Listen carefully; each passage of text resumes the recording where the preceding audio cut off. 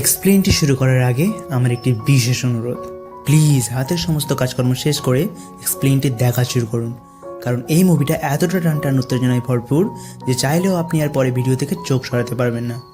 বলছিলাম কেজিএফ খ্যাত ডিরেক্টর প্রশান্ত নীলের সদ্য মুক্তি পাওয়া মুভি সালারের কথা। জানি অনেকেই দেখে ফেলেছেন, আর তাদের মধ্যে অনেকের এই মুভিটা মাথার উপর দিয়ে গেছে, তবে চিন্তার কোনো কারণ নেই। আমি আপনাদের জন্য মুভিটা এমনভাবে এক্সপ্লেইন করেছি যাতে পুরো মুভির প্রতিটা বিষয় আপনারা ভালোভাবে বুঝতে পারেন। তাই আমার এই বিশেষ পরিশ্রমের বিনিময়ে আমাকে ফলো করুন। জানি এটা আপনারা অনায়াসেই করে দিতে পারবেন। তাই চলুন আর কথা না বাড়িয়ে শুরু করি আজকের মুভি এক্সপ্লেনেশন। মুভির শুরুতেই আমরা দেখতে পাই ইন্ডিয়ার মোস্ট পাওয়ারফুল অঞ্চল খানসারের দৃশ্য। এই ছেলেটির নাম দেবা, যে কিনা একজন সাধারণ ঘরের ছেলে, তবে তার সবচেয়ে কাছের বন্ধু হলো এই খানসারেরই রাজার ছেলে, যার নাম ভারদা। এক রাজার ছেলে হয়েও সে তার মন থেকে দেবাকে অনেক অনেক ভালোবাসতো। তাই তো দেবাও তার জীবনের পরোয়া না করে তাকে সবসময় প্রোটেক্ট করত। এই হলো ভারদার সৎ ভাই রুদ্রা। রুদ্রা প্রথম থেকেই ভারদাকে দু চোখে দেখতে পারতো না, তাই একদিন রুদ্রা তার সৎ ভাই ভারদার নজরিন চিনিয়ে নেয়, যা তাদের রাজনীতির একটি প্রতীক ছিল। এই খবর দেবার কাছে গেলে দেবা সেটা ফিরিয়ে আনার জন্য রুদ্রার কাছে যায়। রুদ্রা জানায়, আমি এটা তখনই দেব যখন তুই বা তোর বন্ধু এই পালোয়ানটিকে মাটিতে ফেলে দিতে পারবে। এখন এত বড় দানবকে হারিয়ে মাটিতে ফেলা একদমই অসম্ভব। কিন্তু দেবা ছিল মারাত্মক রাগী আর অত্যন্ত সাহসী। সে তার বন্ধুর জন্য জানও দিতে পারে। যেখানে শক্তি দিয়ে কাজ হবে না, সেখানে অবশ্যই বুদ্ধি খাটাতে হবে। তাই দেবা এই পালোয়ানটিকে হারানোর জন্য এক বুদ্ধি হাঁটে। দেবা প্রথমে একটি ইলেকট্রিক লাইন কেটে নেয় আর সেই পালোয়ানের কাছে গিয়ে তাকে রাগাতে থাকে। পালোয়ান রেগে যেই না দেবাকে মারতে যাবে, ঠিক সেই মুহূর্তেই দেবা সেই কারেন্টের লাইনে হাত দিয়ে আঁকড়ে ধরে আর নিজে শক খাওয়ার সাথে সাথে পালোয়ানটিকেও শক দিয়ে একদম মাটিতে ফেলে দেয়। এই কাহিনী দেখে উপস্থিত সবাই অবাক হয়ে যায়। রুদ্রের অফার ছিল পালোয়ানকে ফেলতে পারলেই নজরিন তার। তাই পালোয়ানকে মাটিতে ফেলে দিয়ে প্রচণ্ড আহত দেবা তার কাছে গিয়ে নজরিন চেয়ে বসে। ভয়ের চোটে রুদ্রা তাকে নজরিন ফিরিয়ে দেয় আর বুঝতে পারে এই ছেলে সাধারণ কেউ নয়। এ চাইলেই তার বন্ধুর জন্য নিজের জীবন বিলিয়ে দিতে পারে। এভাবেই তাদের দিন পার হতে থাকে। একদিন খানসারে গৃহযুদ্ধ লেগে গিয়ে দেবাদের দল হেরে যায়, যার ফলস্বরূপ ভারদার বাবার লোকজন এসে দেবার মাকে দেবার সামনে নিপীড়ন করতে চায়। কিন্তু ঠিক সেই সময় ভারদা সেখানে উপস্থিত হয়ে সবাইকে থামতে বলে। তবে তারা জানায় এই নিয়ম তার বাবাই চালু করেছিল, যে যারা যুদ্ধে হেরে যাবে তাদের সবাইকে শেষ করে দিতে। তখন ভারদা তার নিজের একটি ব্রেসলেট ওই লোককে দিয়ে বলে, আজ থেকে আমার টেরিটরি তোমার। মানে ভারদা তার নামের অঞ্চলটি লোকটিকে দিয়ে দেয় বন্ধুর মাকে বাঁচানোর জন্য। ফলে সেই যাত্রায় দেবাও তার মা বেঁচে গেলে তার মা সিদ্ধান্ত নেয় এই এলাকা ছেড়ে আজীবন দূরে কোথাও চলে যাওয়ার। আর সেই সাথে সাথে দেবাকেও প্রতিজ্ঞা করায় যে আর কোনোদিন এই খানসারে সে যেন পা না রাখে। কিন্তু দেবা তার মায়ের কথা না শুনে ভারদাকে ছুঁয়ে শপথ করে আর বলে, তোর জন্য আমি শিকারও হব, শিকারও করব, শুধু তোর জন্য। তুই যখনই ডাকবি আমি অবশ্যই আসব, এই আমার ওয়াদা। সেই দিনের পর থেকেই দেবা ও ভারদার দূরত্ব বেড়ে যায়। তবে ভারদা এটা বিশ্বাস করত যে একদিন না একদিন দেবা তার জন্য আবারও এই খানসারে আসবে, কারণ দেবা হলো ভারদার সালার বা তার ডান হাত। এরপর মুভির কাহিনী এবার শিফট হয় 2017 সালে দিল্লি শহরে। সেখানে আমরা একজন হ্যাকারকে দেখতে পাই, যে কিনা কয়েক বছর ধরে একটি মানুষকে ট্রেস করে চলেছে। আজ হুট করে এসে জানতে পারে যাকে সে এতদিন ধরে ট্রেস করে চলেছে, তার মেয়ে একটি ফেক পাসপোর্ট বানিয়ে ইন্ডিয়া আসছে। এখন মেয়েটা কে আর কেনই বা পুরো ইন্ডিয়ার দুর্ধর্ষ লোকেরা তাকে খুঁজে বেড়াচ্ছে, আমরা তা পরেই জানতে পারবো। তাই কিছু কাহিনী মাথার উপর দিয়ে গেলেও ধৈর্য ধরে দেখতে থাকুন, আশা করি পরে সবকিছুই বুঝতে পারবেন আপনারা। যাই হোক, মেয়েটি ইন্ডিয়া আসছে শুনে দেশের কোনায় কোনায় সবাই রেডি হয়ে যায় তাকে ধরার জন্য। এদিকে যার মেয়ে ইন্ডিয়া আসছে তার নাম হলো কৃষ্ণকান্ত। তাকে ধরার জন্য পুরো দেশের বড় বড় মাফিয়ারা গত 7 বছর ধরে অপেক্ষা করছে। এখন এই নিউজ কৃষ্ণকান্তের কাছে পৌঁছানো মাত্রই সে কল দেয় বিলাল নামের একজনের কাছে। সে জানায়, আমার মেয়েকে বহুবার মানা করা সত্ত্বেও সে আমাকে না জানিয়ে ইন্ডিয়া গিয়েছে। এখন যে করেই হোক তুমি তাকে রক্ষা করো। কিন্তু বিলাল জানায় তাকে সব মাফিয়ার কাছ থেকে কেবল একজনই রক্ষা করতে পারবে, আর সে হলো আমাদের মুভির নায়ক দেবা, অর্থাৎ সালার। তাই বিলাল সাথে সাথে দেবাকে সব জানালে দেবা ওই মেয়েটিকে এয়ারপোর্ট থেকে উদ্ধার করে তার বাড়িতে নিয়ে যেতে বলে। তার কথা মতো বিলাল তার দরবার নিয়ে এয়ারপোর্টে চলে যায় আধ্যা নামের মেয়েটিকে উদ্ধার করার জন্য। তারা প্রথমে পার্কিংয়ে থাকা মাফিয়াদের গাড়িতে এক্সপ্লোসিভ সেট করে দেয় আর মেয়েটিকে মারাত্মক ভেলকি দিয়ে সেখান থেকে উদ্ধার করে নিয়ে আসে। আধ্যা এসব দেখে কিছুই বুঝে উঠতে পারছে না যে কি হচ্ছে এখানে। তার চোখের সামনে পাখির মতো লোক মারা পড়ছে। তাই সে ভয়ে বলতে থাকে, প্লিজ আমাকে পুলিশের কাছে নিয়ে যাও। কিন্তু বিলাল বলে, এখানে স্বয়ং প্রধানমন্ত্রী আসলেও তোমাকে বাঁচাতে পারবে না। এরপর আদ্দার বাবাকে কল দিলেই সে কেবল একটাই কথা বলে, আর তা হলো বিলাল যা তাকে বলবে সে যেন তাই শোনে। এবার আদ্যাকে আনা হয় দেবার মায়ের কাছে। দেবা ও তার মা সেই ছোটবেলায় পালিয়ে এসেছে আসামের তিনসুকিয়া গ্রামে, যেটা ইন্ডিয়া ও মায়ানমার বর্ডারে অবস্থিত। দেবার মা সেই থেকে দেবাকে এমনভাবে লুকিয়ে রেখেছে যাতে তাকে কোনো পিঁপড়েও শুতে না পারে। সেখানে আদ্যা উপস্থিত হলে তাকে একজন ইংলিশ টিচার হিসেবে নিয়োগ দেওয়ার জন্য সে গ্রামের সরপঞ্চ অনুরোধ করতে থাকে। বলা ভালো যে দেবার মা এখানকার গরিব বাচ্চাদের জন্য একটি স্কুল খুলে রেখেছে। প্রথমে দেবার মা তাকে নিতে চায় না, কারণ তার ভয় হয় অজানা কোনো মানুষ হয়তো তার ছেলের ক্ষতিও করতে পারে। কিন্তু আদ্যা তাকে কনভিন্স করতে সক্ষম হয়। দেবার মাও তাকে শিক্ষক হিসেবে নিয়ে নেয়। এদিকে আদ্যা তাদের হাত থেকে পালিয়েছে শুনে সেই গ্রাম পুরো পাগলের মতো হয়ে পড়ে। বলে রাখি, এই মাফিয়াদের কাছে পুরো ইন্ডিয়ার প্রতিটি সিসিটিভি ক্যামেরার অ্যাক্সেস রয়েছে, তাই ইন্ডিয়ার কোথায় কি হচ্ছে না হচ্ছে সবকিছুই তারা নজরে রাখতে পারে। এদিকে হায়দ্রাবাদে আমরা একটি পাগল প্রায় মহিলাকে দেখতে পাই, যার নাম রাধা রামা। দেখতে আপনাদের কাছে এই মহিলাটিকে পাগল মনে হচ্ছে, কিন্তু এই মহিলাটি 7 বছর আগে পুরো ইন্ডিয়ার ক্রাশের কারণ ছিল। আজ সে যে কারণে পাগল হয়েছে তার পিছনে রয়েছে কৃষ্ণকান্তের হাত, কিন্তু কিভাবে তা জানতে আপনাদের অপেক্ষা করতে হবে। যাই হোক, রাধারামা যখন শুনতে পায় কৃষ্ণকান্তের মেয়ে তাদের হাত থেকে পালিয়েছে, তখন সে আরো বেশি ফ্রাস্ট্রেট হয়ে পড়ে। রাধারামা যে কত পাওয়ারফুল ছিল তা বোঝানোর জন্য আপনাদেরকে জানিয়ে রাখি, তার যে চাকরানি আছে সে পর্যন্ত চাইলে 4টি স্টেট চালানোর ক্ষমতা রাখে। তাহলে বুঝতেই পারছেন চাকরের যদি এই অবস্থা হয় তাহলে রাধারামা কি জিনিস। যাই হোক, অন্যদিকে একটি দলকে বলা হয় আধার নামে একটি মার্ডার কেস দিতে, যাতে করে তাদের পাশাপাশি পুলিশও তাকে খুঁজতে থাকে। এবার চলো আমরা খান স্যারের সালার মানে আমাদের নায়ক দেবার সম্পর্কে কিছু জেনে নিই। সেই ছোটবেলায় খান স্যার থেকে চলে আসার পর দেবার জীবনটা যেন একদম পাল্টে গেছে।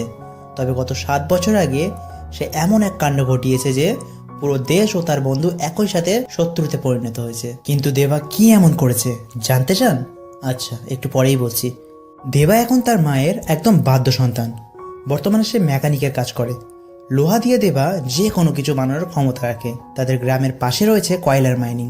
সেখানে দেবা তার পুরো দিন একদম নিশ্চুপভাবে কাটায়। তার বন্ধু বলতে এখন সেখানকার এই বাচ্চাগুলো, যাদের সাথে সময় পেলে সে ক্রিকেট খেলে। এই এলাকার কেউ জানে না যে দেবা কি মারাত্মক চিজ, কিন্তু তার মায়ের মনের মধ্যে যেন দেবাকে নিয়ে সবসময় একটা ভয় কাজ করতে থাকে। যেমন দেবা যদি সন্ধ্যা 6টার মধ্যে বাড়িতে না আসে তাহলে তার মা জান উড়ে যাওয়ার মতো হয়ে যায়, অথবা দেবার হাতে যদি সামান্য একটা প্লাস্টিকের ছুরিও তার মা দেখে তাতেও সে ভয়ে কাতর হয়ে পড়ে। কিন্তু কেন এই ভয়? দেবা কি এমন করেছে? একদিন দেখা যায় কিছু গুন্ডা এসে দেবার সামনে আদ্যাকে বিশ্রী রকমের টিজিং করতে থাকে। এত বড় দেহের দেবা সেখানে থাকতেও কিসের জন্য তার কোনো প্রতিবাদ করে না? এই দৃশ্য দেখে আদ্যা পুরোপুরি ভাবে হতবাক হয়ে পড়ে আর ভাবে এ হয়তো কোনো পুরুষই নয়। তবে এই সব কিছু থেকে বোঝা যায় যে দেবা হলো একজন ঘুমন্ত আগ্নেয়গিরি। যদি একবার সে জেগে ওঠে তাহলে পুরো পৃথিবীকে একেবারে ছারখার করে দেবে। এইবার চলো জেনে আসি এই গ্যাংয়ের পাওয়ার সম্পর্কে, যারা আদ্যার পিছনে পড়ে আছে। এরা যে কি পরিমাণ পাওয়ারফুল ব্যক্তি তা জানার জন্য আমরা চলে যাই গুজরাটের একটি পোর্টে, যেখানে $100 মিলিয়ন একটি আর্মস স্টেটমেন্টের কাজ চলছে। এই আর্মস গুলি হলো রাধারামার, যেগুলো নেপালে পৌঁছে দিতে হবে। বিদেশি যে এজেন্ট রয়েছে সে মাত্র কয়েকজন লোককে দেখে বলে, আরে মাত্র এই কজন লোক এত অস্ত্র নিয়ে কিভাবে ইন্ডিয়া থেকে পাড়ি দেবে? এদের দেখে তো মনেই হচ্ছে না যে এরা চেকপোস্ট থেকে পার হতে পারবে। তখন গ্যাংয়ের একজন মেম্বার বলে, এত চিন্তা করো না, জাস্ট দেখতে থাকো। এই কথা বলার পর যখন তাদের অস্ত্র বোঝাই করা ট্রাক পোর্ট ছেড়ে যেতে চায় তখন পুরো পুলিশ ফোর্স এসে তাদেরকে ঘিরে ধরে। কিন্তু এই অফিসাররা যেই না ট্রাকের দরজা খোলে অমনি ভয়ের চোটে তাদের জান বেরিয়ে আসতে থাকে। তারা একটি সিল দেখে এতটাই ভয় পায় যে মনে হয় নিজের চোখের সামনে যেন যমদূতকে দেখেছে। এমন একটি সিল যাকে চেক করা তো দূরে থাক, আটকানোর পর্যন্ত কারো সাধ্য নেই। কারণ এটা হলো সেই খান স্যারের সিল, যার নাম শুনলেই মানুষ ভয়ে কাঁপাকাঁপি শুরু করে দেয়। শুধু এই পুলিশ অফিসার না, যখন এই খবর মিনিস্টারের কাছে চলে যায় যে খান স্যারের গাড়ি আটক করা হয়েছে, তখন সে ভয়ে কাঁপতে থাকে আর পুরো দেশের পুলিশকে অ্যালার্ট করে যাতে এই গাড়িটাকে কেউ না আটকায়। মানে নিশ্চয়ই বুঝতে পারছো যে কি ভয়ঙ্কর এই খান স্যার। খান স্যার যেন পুরো ইন্ডিয়ার মধ্যেই এক অন্য দেশ, যেখানে তাদের নিজেদের আইন কানুনের পাশাপাশি রয়েছে পৃথিবীর মোস্ট অ্যাডভান্স আর্মি ফোর্স ও ওয়েপেন, যার ফলে খান স্যার যা বলে তা পুরো ইন্ডিয়া মাথা পেতে নেয়। তবে এই খান স্যার নিয়ে আরো বিস্তারিত একটু পরে বলছি। এদিকে আদ্যাকে খোঁজার জন্য সবাইকে যখন তার ছবি পাঠানো হয় তখন সে টিজিং করা গুন্ডাদের কাছেও তাদের ছবি চলে যায় আর তারা সাথে সাথে ইনফর্ম করে যে মেয়েটি তিনসুকিয়াতে আছে। ফলে পুরো টিম বেরিয়ে পড়ে তিনসুকিয়ায় আদ্যাকে ধরার জন্য। সেদিন দেবার জন্য খাবার নিয়ে আসার কাজটা করছিল আদ্যা। সে অনিচ্ছা সত্ত্বেও তাকে খাবার দিতে গেলে দেবা তার কাছে সেদিন প্রতিবাদ না করার কারণ ব্যাখ্যা করতে চায়, কিন্তু ততক্ষণে খান স্যারের লোকজন সেখানে চলে আসে আর তাকে দেবার সামনেই ধরে নিয়ে যেতে চায়। এসব দেখেও দেবা কিছু না করে তাদের দাঁত চেপে সেখানে দাঁড়িয়ে থাকে। ঠিক সেই মুহূর্তে দেবার মা সেখানে উপস্থিত হয়ে সেখানে দাঁড়িয়ে থাকা সমস্ত মানুষদের উদ্দেশ্য করে বলে, আরে এমন কি কোনো পুরুষ নেই যে এই মেয়েটিকে বাঁচাতে পারবে? মানে চিন্তা করো, নিজের এমন একটা হেলদি ছেলে থাকতেও সে অন্যদের কাছে হেল্প চাইতে শুরু করেছে। এসব দেখে সেখানকার মানুষরাও বলতে থাকে যে তোমার সে কি মেয়ে নাকি যে তাকে বাদ রেখে আমাদেরকে বলছো? তখন সেই গুন্ডারা সিদ্ধান্ত নেয় দেবাকে বাঁচিয়ে না রাখার জন্য। আর তাই তো তারা যখন দেবাকে মারতে আসে তখন তার মা বলে, দেবা, আমি এতদিন তোকে যে প্রতিজ্ঞা করিয়েছিলাম আজ তা উঠিয়ে নিচ্ছি। তুই আদ্যাকে ওদের হাত থেকে বাঁচিয়ে নিয়ে আয়, হয় তাদের পায়ে পড়, না হয় তাদের গলা নামিয়ে দে। মায়ের এই কথা শুনে দেবা তার বিস্ট মুড অন করে ফেলে আর শুরু করে এক ভয়াবহ লীলা খেলা। একের পর এক গুন্ডা আসছে আর দেবা তাদের মোট কথা ফু দিয়ে উড়িয়ে দিচ্ছে। এমন একটা বিস্ট মুড দেখে তো পুরো এলাকার পাশাপাশি আধ্যাও পুরো শক্ট হয়ে পড়ে। তার কল্পনাতেও সে ভাবতে পারেনি যে দেবা কোন লেভেলের ফাইটার। খালি হাতেই তাদেরকে মেরে একদম গুঁড়ো গুঁড়ো করে দিতে থাকে আর এক পর্যায়ে সবাইকে খতম করে আর আধ্যাকে উদ্ধার করে নেয়। কিন্তু তারপর দেখা যায় দেবার মা হন্তদন্ত হয়ে ম্যাপ খুঁজছে যে এবার তারা পালিয়ে কোথায় যাবে, কারণ দেবা ইতিমধ্যে তার বিস্ট মুড অন করে ফেলেছে। তাছাড়া এদের এক ভয়ানক অতীত রয়েছে। আর প্রশ্ন হলো দেবার মা কেন দেবাকে প্রতিজ্ঞা করিয়েছিল ভায়োলেন্স না করাতে? সে উত্তরেরও দেখা মিলবে খুবই শীঘ্রই। এদিকে আধ্যাকে পাওয়া গেছে শুনে মাফিয়া গ্যাং সে আর্মি স্টেটমেন্টকে খবর দেয় আর বলে এই ট্রাক নিয়ে বর্ডার পার হয়ে যাওয়ার সময় যেন তারা মেয়েটিকে তুলে নেয়। সেই আদেশ পেয়ে তারা পথে যাওয়ার সময় আধ্যা ও বিলালকে তাদের গাড়িতে ওঠায়। গাড়িতে ওঠানোর সময় তারা আধ্যার গায়েও সেই খানসারের সিল মেরে দেয়। বিলাল যখন আধ্যার হাতে সেই সিল দেখতে পায় তখন তার চোখ একদম বড় বড় হয়ে পড়ে। তাদের ধরে নিয়ে যাওয়ার সময় দেবার মা সেটা দেখে ফেলেছিল, তবে সে কোনোভাবেই চায় না যে তার ছেলে আবারও নতুন কোনো ঝামেলায় জড়াক। কিন্তু দেবার মা মেয়েটির প্রতি মায়া অনুভব করে আর তাই তো সে নিজে দেবাকে আদেশ দেয় মেয়েটিকে বাঁচিয়ে আনার জন্য। এই আদেশ পেয়ে দেবা তার সমস্ত অ্যাডভান্স ওয়েপেন নিয়ে হাজির হয় সেই গাড়িগুলোকে থামানোর জন্য। জাস্ট চিন্তা করুন, যে সিল মারা গাড়ি থামানোর সাধ্য কোনো মানুষেরই নেই, সেই সিল মারা গাড়ি থামাতে যাচ্ছে দেবা। তার মানে কি ভয়াবহ কাণ্ড করতে চলেছে তা নিশ্চয়ই আপনারা অনুমান করতে পেরেছেন। অন্যদিকে দেখা যায় যার জন্য এত কিছু করা, মানে ওই কৃষ্ণকান্ত স্বয়ং এসে উপস্থিত হয়েছে রাধারামা ও তার চাকরানি ওমকারিমার কাছে। কৃষ্ণকান্ত বলে, আমি এসে গেছি, আমাকে মারো কিন্তু আমার মেয়েকে ছেড়ে দাও। তখন ওমকারিমা বলে, তোকে তো মারবই, তবে তোর আগে তোর সামনেই তোর মেয়েকেই মারবো। তখন কৃষ্ণকান্ত বলে, তুই যদি জানতে পারিস আমার মেয়ে এতদিন কার কাছে ছিল তাহলে তুই নিজেই তাকে ছেড়ে দিবি। কৃষ্ণকান্ত যেই না দেবার নাম বলে সাথে সাথে ওমকারিমা ভয়ের চোটে কাঁপতে শুরু করে দেয়। এই যেন সাক্ষাৎ যমদূতের নাম শুনেছে সে। মানে যাদের নামে পুরো ইন্ডিয়া কাঁপে তারাও এবার দেবার নাম শুনে কাঁপাকাঁপি শুরু করে দিয়েছে। অর্থাৎ দেবা হলো এই মাফিয়াদের চেয়ে অনেক বড় ত্রাসের নাম। ডিরেক্টর প্রশান্ত নীল এই মুভিতে দেবার ক্যারেক্টারকে যেভাবে ডেভেলপমেন্ট করেছে না, তা এক কথায় বলতে গেলে মাস্টারপিস। এদিকে দেবা পৌঁছে যায় সেই ভ্যালিতে। উপর থেকে রকেট লঞ্চার দিয়ে পুরো এলাকাকে চূর্ণ বিচূর্ণ করে দিতে থাকে। এরপর নিচে নেমে এসে দেবা তার রাইফেল দিয়ে শুরু করে এক মহাতাণ্ডব। দেবা যেহেতু খানসারের গাড়ি আটকেছে তাই পুরো দল তার উপরে আক্রমণ করে, কিন্তু যে এ কাজ করতে পারে তাহলে বুঝতে হবে সে কি চিজ। দেবা তাদেরকে খুবই নিষ্ঠুরভাবে শেষ করতে থাকে। এদিকে দেবার নাম শুনে ওমকারিমা পাগল হয়ে গেলেও রাধারামা এবার পাগল থেকে ভালো হয়ে যায় আর হাসতে হাসতে বলে, আমি জানতাম তোর মেয়েকে আমাদের হাত থেকে কেবল দেবাই বাঁচাতে পারে, তাই তো আমি বুদ্ধি করে খানসারের সিল লাগানো গাড়িতেই ওকে তুলতে বলেছি। আমি জানি দেবা এই মেয়েটিকে বাঁচানোর জন্য এই গাড়িগুলোকে আটকাবে, আর গাড়ি আটকালে কি হবে তা তো তুই ভালো করেই জানিস। এই গাড়ি হলো খানসারের রাজা ভারদা রাজমান্নারের, যে কিনা একসময় দেবার খুব ভালো বন্ধু ছিল। কিন্তু এখন যেহেতু দেবা তার গাড়ি থামিয়েছে তাহলে এবার তাদের মধ্যে ক্লাস শুরু হবে। এই যুদ্ধে একজন না একজন মারা তো পড়বেই। এদিকে ভারদার কাছে ওই খবর পৌঁছে যায় যে কিনা এখন খানসারের রাজা। সে বলে, আমি জানি দেবা ছাড়া এই গাড়ি আটকানোর সাহস আর কারোরই নেই, কিন্তু গাড়ি আটকানোর নিয়ম অনুসারে এখন তাকে মরতেই হবে, কারণ এই নিয়ম দেবা নিজেই বানিয়েছে। তার মানে বুঝতে পারছেন, এই সিলমোহর আর খানসারের নিয়ম স্বয়ং দেবাই বানিয়েছিল। অর্থাৎ দেবা হলো এই খানসারের এক বড় অংশ, যার কারণে সেখানে থাকা সবাই যখন দেবার হাতের ওই ট্যাটু দেখতে পায় তখন সবাই ভয়ের চোটে সেখান থেকে পালিয়ে যেতে শুরু করে। এখানে যে প্লট টুইস্ট প্রেজেন্টেশন দিয়েছেন তার কোনো তুলনাই হয় না।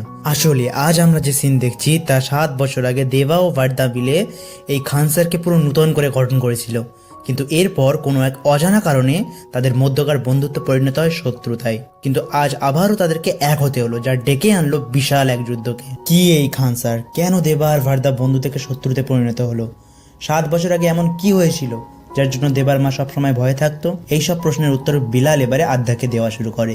তো চলুন প্রথমেই আমরা জেনে নিই এই ভয়ঙ্কর সাম্রাজ্য খানসারের ব্যাপারে। এই সাম্রাজ্য শুরু হয়েছিল আজ থেকে 1000 বছর পূর্বে।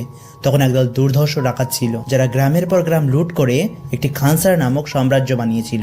এতটাই ভয়ানক ছিল যে তাদের কাছে চেঙ্গিস খা বা গজনি মাহমুদের নিষ্ঠুরতাও হার মেনে যেত। তাদের এই গোষ্ঠীতে 3টি জাতি বা বংশ ছিল। 1. মান্নার জাতি, যার প্রতীক ছিল ষাঁড়। 2. শরিয়াঙ্গা কাবিলা, যার প্রতীক ছিল সিংহ। আর সর্বশেষ গানিয়ারা কাবিলা, যাদের প্রতীক ঈগল। এই 3 কাবিলা অর্থাৎ জাতি মিলে পুরো খানসারকে শত শত বছর ধরে শাসন করে আসছিল। তারা এতটাই ভয়ানক ছিল যে ব্রিটিশরা পুরো ইন্ডিয়াকে শাসন করলেও এই খানসারকে কখনোই দখল করতে পারেনি। এরপর 1947-এ ইন্ডিয়া যখন ব্রিটিশদের কাছ থেকে আজাদি পায়, তখন এই খানসারের প্রধান ছিল মান্নার জাতির প্রধান শিব মান্নার। সেই সময় পার্লামেন্টে গিয়ে সে খানসারকে ইন্ডিয়ার ম্যাপ থেকে মুছে দিয়ে আসে আর বলে এখন থেকে ইন্ডিয়ার কোনো রুলস খানসারের উপরে চলবে না, কিন্তু খানসারের রুলস ইন্ডিয়াকে কড়াই ঘন্টায় মানতে হবে। তাই তো পুরো ইন্ডিয়া তখন থেকে আজ অব্দি যত ইলিগাল কাজ করা হয় তার সবকিছুতেই খানসারের ফিক্সড পার্সেন্টেজ আসে। তাদের সব থেকে বড় হাতিয়ার ছিল ভয়, যা দিয়ে তারা পুরো ইন্ডিয়াকে রাজ করতে থাকে। এভাবেই শিব মান্নার একসময় পুরো সাম্রাজ্যকে একটি নিয়মের ভিতরে আনার জন্য সংবিধান তৈরি করে, যার নাম হলো নিবন্ধন। সেই নিয়ম অনুসারে পুরো খানসারকে 101 ভাগে ভাগ করা হয় আর সেখানে প্রতিটি সেক্টরে একজন নায়ক সেট করা হয়। এই 101 জন নায়কের মধ্যে 61 জনকে বলা হয় গভর্নর আর 8 জনকে বলা হয় সর্দার বা মন্ত্রী। সেই সাথে সাথে শিব মান্নার হয় এই খানসারের কর্তা বা রাজা। কিন্তু 1985 সালে শিব মান্নার মারা গেলে নিয়ম অনুসারে এবার রাজা হবার কথা ছিল শরিয়াঙ্গা বংশের লিডার, যার নাম ধারা। কিন্তু শিব মান্নারের ছেলে রাজমান্নারের নিয়ত খারাপ হতে থাকে, তাই সে কোনোভাবেই তার বাপের আসন হাতছাড়া করতে চায় না। ফলে সে সিদ্ধান্ত নেয় রাতের আধারেই পুরো শরিয়াঙ্গা বংশকে খতম করে দেওয়ার। কারণ শরিয়াঙ্গারা অন্যদের চেয়ে গায়ে গতরে অনেক বেশি শক্তিশালী ছিল, তাই তাদের ঘুমের মধ্যে মারা ছাড়া তাদের সাথে পেরে ওঠা কোনোভাবেই সম্ভব নয়। তাই রাজমান্নারের চক্রান্ত অনুসারে বৃদ্ধ থেকে শুরু করে সদ্য জন্ম নেওয়া বাচ্চাকেও তারা হত্যা করে বসে। কারণ তাদের কথা হলো একজন শরিয়াঙ্গাও যদি বেঁচে থাকে তাহলে তারা কোনো না কোনো দিন প্রতিশোধ নিতে আসবে। যাই হোক, এরপর রাজমান্নার খানসারের চারিদিকে বিশাল উঁচু উঁচু দেওয়াল দেয় আর নিজের জন্য দুর্ভেদ্য আর্মি ফোর্স গঠন করে। এরপর রাজমান্নার সে 8টি মন্ত্রী আসনের মধ্যে 5টি দিয়ে দেয় ঘানিয়ারা বংশকে আর বাকিগুলো ভাগ করে দেয় তাদের নিজেদের লোকের মধ্যে। এর মধ্যে ছিল তার শালা ভালি, প্রথম স্ত্রীর ছেলে রুদ্রা, তার মেয়ে রাধারামা ও রাধারামার হাজবেন্ড ভার্বা। রাজমান্নারের কিন্তু আরো 2 ছেলে রয়েছে তার ছোট পক্ষের। ভারদারাজ মান্নার হলো তাদেরই একজন, কিন্তু সে ছোটবেলায় নিজের বন্ধুর জন্য নিজের টেরিটরি দিয়ে দেওয়ার কারণে ভারদাকে সবকিছু থেকে রাজমান্নার বঞ্চিত করে রেখেছিল। যাই হোক, এভাবেই রাজমান্নার তার শাসন কায়েম করতে থাকে। আর একদিন রাজমান্নার বিশেষ কাজের জন্য খানসারের বাইরে যাবার জন্য প্রস্তুতি নেয়, তবে তার অবর্তমানে সে রাধারামাকে অস্থায়ী রাজা বানিয়ে যায়। এই সিদ্ধান্তে রাধারামা বেশ নাকচ ছিল, কারণ রাজা যদি খানসারের বাইরে যায় তাহলে আশেপাশে থাকা শকুনেরা যে কোনো কিছুই করতে পারে। এইদিকে রাজমান্নারের জামাই ভার্বা তাকে একটি প্রশ্ন করে। সে বলে, আপনি রুদ্রাকে সর্দার বানিয়েছেন, কিন্তু ভার্দাকে আপনি সবকিছু থেকে বঞ্চিত করেছেন। সেও তো আপনারই রক্ত। আমি জানি আপনি তার উপর রাগ করলেও এখন তাকে অনেক ভালোবাসেন। এখনো খাবারের টেবিলে একটি সিট আপনি খালি রাখেন ভার্দার জন্য। তাই আমি চাই আপনি ওর সব ভুল মাফ করে আবারও একটু সুযোগ দিন। এই সব কথা শুনে রাজমান্নারও বুঝতে পারে আসলেই তো এতদিন আমি ভার্দার উপরে অন্যায় করেছি। তাই সে সিদ্ধান্ত নেয় ভার্দাকে সে বেঁচে থাকাকালীন এই সাম্রাজ্যে একজন সর্দার বানাবে। তাই রাজ বৈঠকে রাজমান্নার বলে, তোমাদের মন্ত্রীদের 8টি সিটের মধ্যে একটি সিট আমি ভার্দার জন্য চাই। সেটার জন্য রাজমান্নার এবার রাঙ্গা নামের একজন মন্ত্রী সিট চেয়ে বসে। রাঙ্গা তো এই সিদ্ধান্তে একদমই ভেবাচাকা খেয়ে যায়, কিন্তু রাজার সিদ্ধান্তের বাইরে যাবার সাহস তার কোনোভাবেই নেই। রাজমান্নার বলে, আমি বাইরে থেকে আসার পরে ভার্দা এই খানসারের একজন সর্দার হবে। তবে এই সিদ্ধান্তে পুরো মন্ত্রিসভা যেন একদম বিষিয়ে ওঠে, বিশেষ করে রুদ্রা। সে ছোটবেলা থেকেই ভার্দাকে একদমই সহ্য করতে পারতো না, তাই সে রাঙ্গাকে রাগিয়ে তুলতে থাকে। সে বলে, জানিস রাঙ্গা, এতজন থাকতে তোর চেয়ার কেন রাজমান্নার চেয়ে বসলো? কারণ তোর বাপকে আজ থেকে 25 বছর আগে ভার্দা তার ব্রেসলেট দিয়ে দিয়েছিল, তাই ভিক্ষাতে দেওয়া ব্রেসলেট আবারও তোর থেকে ছিনিয়ে নেওয়া হলো। এই সব কথার মাঝে ভার্বা আবার এক প্যাচ লাগায়। সে বলে, এই সাম্রাজ্যের যে সংবিধান বা নিবন্ধন আছে সেখানে বলা হয়েছে যে যার সব থেকে বেশি শক্তি সেই হবে রাজ্যের মালিক। তাই তুমি যদি ভার্দার চেয়ে বেশি শক্তিশালী হতে পারো তাহলে এই সিট তোমার হয়ে যাবে। এখন এই চেয়ারে তোমার নিজের করে রাখার একটা মাত্র উপায় আছে, আর তা হলো ভার্দাকে প্রাণে শেষ করে দেওয়া। ভার্দাই যদি না থাকে তাহলে রাজমান্নার কাকে সর্দার বানাবে? এইসব কথা শুনে রুদ্রা ও রাঙ্গা তাদের নিয়ত চেঞ্জ করে ফেলে। যাই হোক, প্ল্যান ফিক্সড হয়ে গেলে রুদ্রা ও রাঙ্গা মিলে ভার্দার যে এলাকা ছিল তা পুরো কেটে খুচি খুচি করতে থাকে। এক পর্যায়ে ভার্দাকে তারা আটক করে আর তাকে শেষ করে দিতে উদ্যত হয়, কিন্তু ঠিক তার আগ মুহূর্তেই রাধারামা রাজপ্রাসাদে ঘন্টা বাজিয়ে দেয় আর সিজ ফায়ার জারি করে। এখন এই ঘন্টা বাজালেই কারোর ক্ষমতা নেই যুদ্ধ বা মারামারি চালিয়ে যাওয়ার। সেবারের মতো ভার্দাকে না মারতে পেরে তারা রাজপ্রাসাদে ফিরে গিয়ে মুখোমুখি হয় রাধারামার। রাধারামা বলে, আমি জানতাম আমার বাপ না থাকলে তোরা এসবই করে বেড়াবি, তাই আজ থেকে আমি অনির্দিষ্টকালের জন্য সিজফায়ার জারি করলাম, যাতে এই খুন খারাপি তোরা বন্ধ করিস। তোমাদেরকে জানিয়ে রাখি, সিজফায়ার হলো যুদ্ধক্ষেত্র বিরতি রাখার আদেশ। মানে এই সিজফায়ার জারি থাকলে কোনো পক্ষই আর যুদ্ধ জড়াতে পারবে না। তবে নিবন্ধনের নিয়ম অনুসারে রুদ্রা সিজফায়ার তুলে নেওয়ার আর্জি জানায়। ঠিক হয় 9 দিন পরে সিজফায়ার ওঠানোর জন্য একটি ভোটিং হবে। 8 জন মন্ত্রীদের মধ্যে সবাই নিজেদের দল একত্রিত করতে চলে যায়, আর সবাই প্রস্তুতি নিতে থাকে এক ভয়ঙ্কর যুদ্ধের জন্য। প্রতিটা মন্ত্রী তাদের লড়াইয়ের জন্য পৃথিবীর বিভিন্ন দেশ থেকে আর্মি আনা শুরু করে। কেউ আনে রাশিয়ান আর্মি, আবার কেউ আনে আফগানিস্তানের ভয়ঙ্কর আর্মি। এভাবে সবাই নিজেদের আর্মি নিয়ে আসলেও ভার্দার হয়ে যুদ্ধ করার জন্য সে কাউকেই ডাকতে পারে না। ভার্দাকে তার ছোট ভাই বলে, সব সর্দাররা নিজেদের ভয়ঙ্কর সব আর্মিদের নিয়ে এসেছে, তাদের কাছে আছে আধুনিক সব অস্ত্রশস্ত্র। ভাই আমাকে বল, আমাদের আর্মি কবে আসবে? এই সব প্রশ্নের ভার্দা কোনোই উত্তর দেয় না। পরের দিন ভার্দাও বেরিয়ে পড়ে নিজের আর্মি নিয়ে আসার জন্য, মাত্র একটি গাড়ি নিয়ে, আর তাতেও মাত্র একটি সিট নিয়ে। সবাই দেখার জন্য উৎসুক যে মাত্র একটি সিটে করে কোন আর্মি আসতে চলেছে। যেহেতু ছোটবেলাতে দেবা কথা দিয়েছিল ভার্দার জীবনে যখনই তার প্রয়োজন হবে সে অবশ্যই আসবে, তাই ভার্দা বেরিয়ে পড়ে দেবাকে নিয়ে আসার জন্য। গুজরাটের এক অঞ্চলে গিয়ে ভার্দার দেখা হয় দেবার সাথে। দেবা এতদিন পর তার বন্ধুকে দেখতে পেয়েই আবেগে তাকে জড়িয়ে ধরে, আর বুঝতে পারে নিশ্চয়ই তার কোনো বিপদ হয়েছে। দেবার মাও ভার্দাকে দেখে আবেগে আপ্লুত হয়, আর ঠিক ছোটবেলার মতো নিজ হাতে খাইয়ে দেয় তাকে। এরপর দেবা ভার্দার অস্বস্তিকর চলাচল দেখে বলে, দাঁড়া, আমি মার কাছ থেকে পারমিশন নিয়ে আসি। প্রথমে তার মা রাজি না থাকলেও সেদিনের ভার্দার সেই উপকারের কথা মনে পড়ে যায় তার, আর দেবাকে তার সাথে যাওয়ার অনুমতি দেয়। অনুমতি পাওয়ার পর ভার্দা দেবাকে নিয়ে চলে আসে খানসারের দিকে। সবাই যেখানে শত শত দুর্ধর্ষ আর্মি নিয়ে এসেছে, সেখানে ভার্দা কেবল একজনের উপরেই ভরসা রেখেছে, আর সে হলো তার সালার দেবা। এই প্রথম 25 বছর পর দেবা আবারও পা দেয় সেই ভয়ঙ্কর জায়গায়, যেখানে থেকে তাকে প্রাণ নিয়ে পালিয়ে যেতে হয়েছিল। ভার্দা কেবল একজনকে এনেছে দেখেই তার ভাই রাগে ফেটে পড়ে। এই একজন মানুষ এতগুলো আর্মির কি করতে পারবে? কিন্তু ভার্দা তো জানে দেবা কি জিনিস। একবার যদি সে তাণ্ডব শুরু করে তাহলে এই পুরো খানসারকে সে আস্ত গিলে খাবে। এদিকে ভোটিং এর এখনো 7 দিন বাকি। এই সময়ের মধ্যেই রুদ্রা চাইলেও ভার্দাকে শেষ করতে পারছে না, কিন্তু তাকে তো আর মুক্ত পাখির মতো আরাম করতে দেওয়া যায় না। তাই সে সর্দার নারায়ণের ছেলে বিষ্ণুকে পাঠায় তার ঘুম হারাম করে দেওয়ার জন্য। নারায়ণ ছিল ঘানিয়ারা বংশের প্রধান, আর সে চাইতো তার ছেলেও যেন পরবর্তীতে সর্দার হয়। রুদ্রার কথা মতো বিষ্ণু প্রতিদিনই ভার্দার উপর তাছাড়া অপমান করতে থাকে, কখনো মাঝরাতে আতশবাজি ফুটিয়ে, আবার কখনো মুখের সামনে থেকে ভাত কেড়ে নিয়ে ভার্দাকে এইভাবেই চরম অপমান করতে থাকে। এসব দেখেও ভার্দার কিছুই করার ছিল না, কারণ সে যদি এখন কোনো ঝামেলায় জড়াতো তাহলে সিজফায়ারের আইন অনুসারে সে কখনো তার হতে পারতো না। কিন্তু দেবার সামনে ভার্দাকে এমন করে প্রতিনিয়ত হেয় প্রতিপন্ন হওয়ার জন্য এবার রক্ত গরম হতে থাকে, কিন্তু ভার্দা তাকে বারবার হাত চেপে ধরে থামিয়ে দেয়। তবে ভার্দা নিজেও জানে না যে সে দেবাকে কতক্ষণ পর্যন্ত দমিয়ে রাখতে পারবে, কারণ একবার যদি দেবা তার তাণ্ডব শুরু করে তাহলে পুরো খানসারকে সে একদম জ্বালিয়ে পুড়িয়ে মারবে। এভাবেই ভোটিং এর দিন কাছে আসতে থাকলে রাধারামা ও তার মামা মিলে হিসেব করতে থাকে যে ভোট কোন দিকে পড়বে।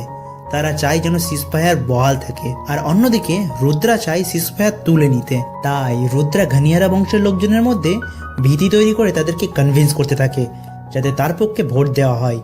এদিকে রুদ্রা তার টিমে পণ্ডিত নামের একজন লোককে বাইরে থেকে নিয়ে আসে। এই পণ্ডিতকে দেখতে ভয়ঙ্কর মনে না হলেও তার যে কোনো বড় ব্যাক স্টোরি আছে তা আমরা মুভিতেই বুঝতে পারি। বলা হয় পণ্ডিত এতটাই বিভৎস যে তার বুদ্ধি ও শক্তি দিয়ে পুরো খানসারকে সে ওলট পালট করে দিতে পারে। অন্যদিকে নারায়ণের ছেলে বিষ্ণুর চরিত্র ছিল পশুর চেয়েও জঘন্য। খানসারে মারা নামের একটি অঞ্চল ছিল, যেখানে এক উপজাতিদেরকে পেলে পুষে বড় করা হতো শুধু মনোরঞ্জনের জন্য। বিষ্ণু প্রতিদিন সেই মারাতে গিয়ে ঘুড়ি ওড়াতো, আর সেই ঘুড়ির সুতো নিজ হাতে কেটে দিয়ে অপেক্ষা করতো সেটা কোন ঘরে গিয়ে পড়ে। যেই ঘরে বিষ্ণুর ঘুড়ি উড়ে গিয়ে পড়তো সেখান থেকে একটি মেয়েকে সে ভোগ করত, আর ভোগের পর তাকে কেটে হত্যা করত। প্রতিদিন যখন বিষ্ণু মারাতে আসতো তখন ভার্দাকেও জোর করে সেখানে নিয়ে আসা হতো, কিন্তু ভার্দা কোনোভাবেই দেবাকে এই কাহিনী জানাতো না, কারণ এই নৃশংস কাহিনী যদি দেবা জানতে পারে তাহলে তাকে আটকানোর সাধ্য কারোরই থাকবে না। কিন্তু একদিন ঠিকই দেবা সেখানে উপস্থিত হয়ে যায়।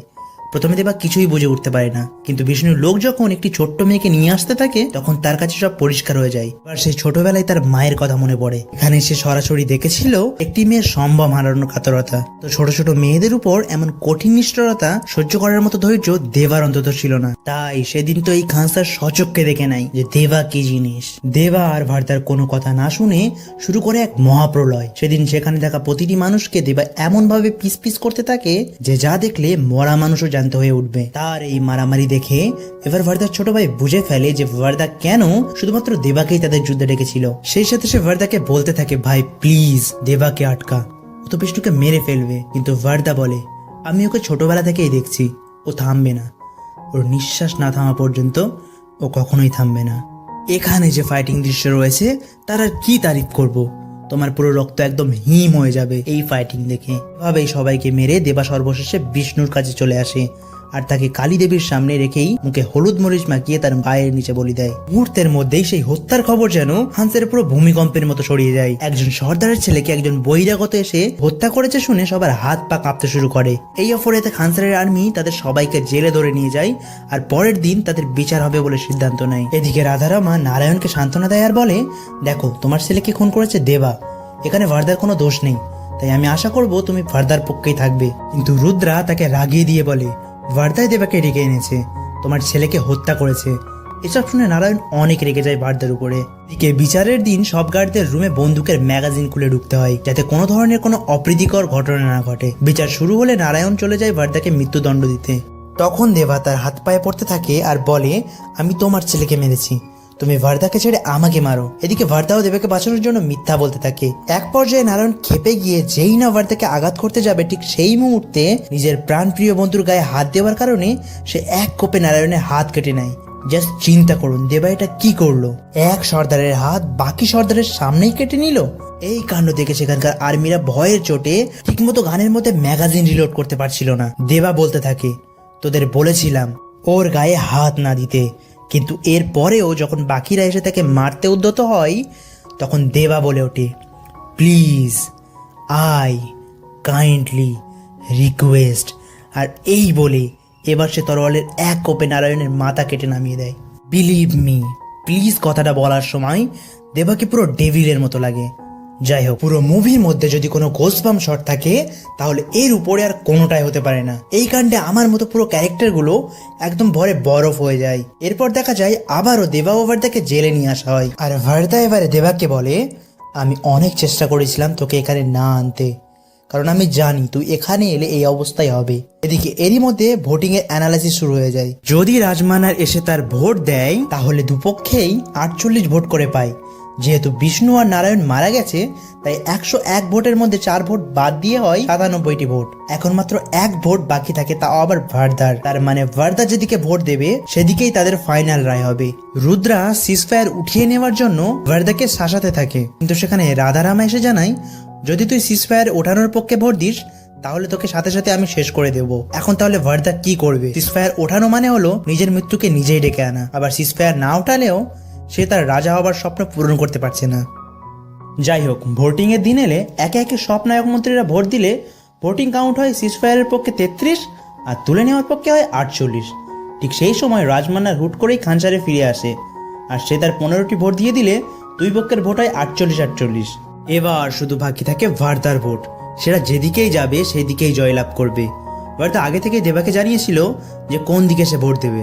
দেবা বলেছিল, আমি চাই এই পুরো খানসার তোর হোক, আমি তোর পাশে আছি, তুই জানিস তোকে কোন দিকে ভোট দিতে হবে। মানে আপনারাও বুঝতেই পারছেন যে ভারদা এবারে ভোট দেবে সিজফায়ার তুলে নেওয়ার পক্ষে। ঠিক সেভাবেই ভারদা যখন তার ভোটিং সিজফায়ার তুলে নেওয়ার পক্ষে দিয়ে দেয় তখন এই কাণ্ডে রাধারামা ও রাজমান্নার পুরোই শকড হয়ে পড়ে। আরে যাকে বাঁচানোর জন্য সিজফায়ার রাখতে চাইছি সেই কিনা সিজফায়ারের বিপক্ষে চলে গেল। আসলে ভারদা চাই রক্তের বন্যা বইয়ে দিয়ে এই খানসারকে নিজের করে নেওয়ার জন্য।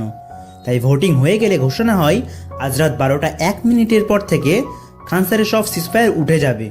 ফলে এবার শুরু হবে খানসার দখল করার এক তুমুল লড়াই। এদিকে রাধারামা ও রাজমান্নার, অন্যদিকে রুদ্রা, রাঙ্গা, এমনকি তার মামাও। সে এবার রাজ করবে এই খানসারকে। এই যুদ্ধে যে জয়ী হবে সেই হবে খানসারের পরবর্তী রাজা। তাই তো সবাই সবার গার্ডকে অ্যালার্ট করে দেয় এক মহাযুদ্ধের জন্য। এদিকে রাঙ্গার খুব শখ ছিল ভারদাকে নৃশংসভাবে হত্যা করার। রাঙ্গা 100 জন মানুষকে ড্রাগস দিয়ে জীবিত জম্বি বানিয়েছিল। তাই সে প্ল্যান করে এই জম্বিদের মধ্যেই ভার্দাকে ছেড়ে দিয়ে তাকে শেষ করে দেবে। তাই সেই অনুসারে ভার্দাকে নিয়ে যাওয়া হয় ওই জম্বির আস্তানায়, আর সব মানুষরূপী জানোয়ারদের মধ্যে তাকে লেলিয়ে দেওয়া হয়। দেবা সহ তার সকল লোকজনদের ধরে আনা হয় জবাই করার জন্য। সেখানে সবাইকে শুইয়ে দিয়ে তাদের পাশেই তলোয়ার দেওয়া শুরু করে তারা। এভাবে দিলে কেবল চামড়াই কাটবে, আরো ভালো করে ধার দে যাতে হাড্ডি পর্যন্ত কেটে যায়। এই বলে সে এক মহিলার কাছে যায় তার হাতে একটি ট্যাটু আঁকাতে। সে বলে, আমার চোখে তুই যা দেখছিস সেটা আমার হাতে আঁক। মহিলাটি তার চোখ দেখে বুঝতে পারে যে এই চোখে রয়েছে ড্রাগনের ছবি, যা পুরো খানসারকে জ্বালিয়ে দেবে। সে ট্যাটু আঁকতে থাকে।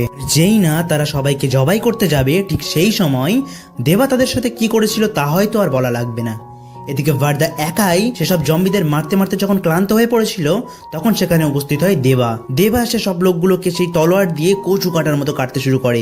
এরপর দুজনই মিলে সেই মানুষগুলোকে মৃতপুরীতে পাঠানোর পরে রাঙ্গাকেও সহি সালামতে উপরে পাঠিয়ে দেয়। এরপর আমরা দেখতে পাই রাজমহলে রাজমান্নার তার মেয়ের সাথে আলাপ করছে। সে জানায়, তুমি কি জানো আমি কেন বাইরে গিয়েছিলাম?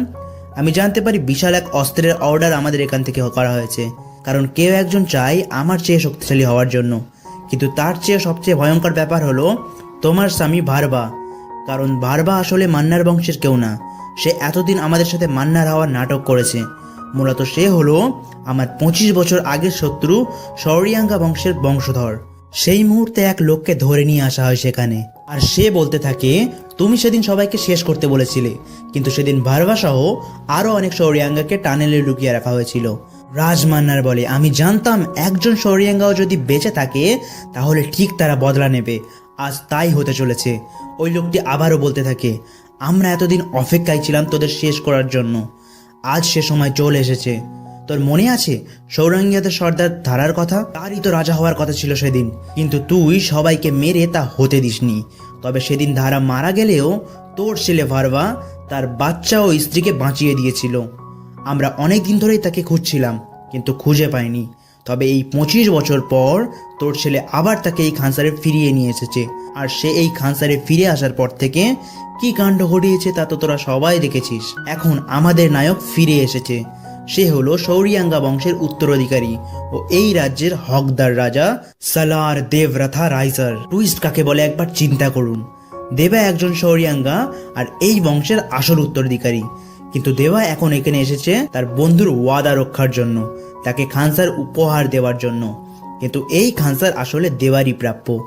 এখন তাহলে দেবা কি করবে? কি জানে তার বাবাকে সেদিন হত্যা করেছিল এই ভার্দারই বাবা রাজমান্নার? যদি সে সবকিছু জানে তাহলে এখন সে কোন দিকে যাবে? জীবন বাঁচানো বন্ধুর দিকে, নাকি তার বাবার হত্যার প্রতিশোধ নিতে? মুভির প্রথম অংশে আমরা যা দেখেছিলাম তা ছিল এই ঘটনার 7 বছর পরের কাহিনী। তার মানে এর মধ্যে দেবা তার বন্ধু ভার্দাকে খানসারে বসিয়েছিল, আর কোনো এক কারণে দুজন দুজনের শত্রু হয়ে উঠেছিল। তাহলে এমন কি হয়েছিল এরপর? কেন রাধারামা তার বাপের সহকারী কৃষ্ণকান্তকে খুঁজে বেড়াচ্ছিল? আর কেনই বা দেবা সবকিছু জানার পরেও ভার্দার গাড়িতে হামলা করে এক নতুন যুদ্ধ শুরু করলো? এইসব জটিল প্রশ্নের উত্তর মিলবে সালার পার্ট 2-তে। বিশ্বাস করুন, এই মুভি এমন এক বিশেষ জায়গায় শেষ করা হয়েছে যে আপনাদের পার্ট 2 না দেখলে রাতের ঘুম হারাম হয়ে যাবে। তাই আমি সহ অনেকেই অপেক্ষা করছি পার্ট 2 দেখার জন্য। পার্ট 2 এলে আমিও হাজির হয়ে যাব তার এক্সপ্লেনেশন নিয়ে। তো সেই পর্যন্ত সবাই ভালো থাকুন এবং সুস্থ থাকুন। Thank you.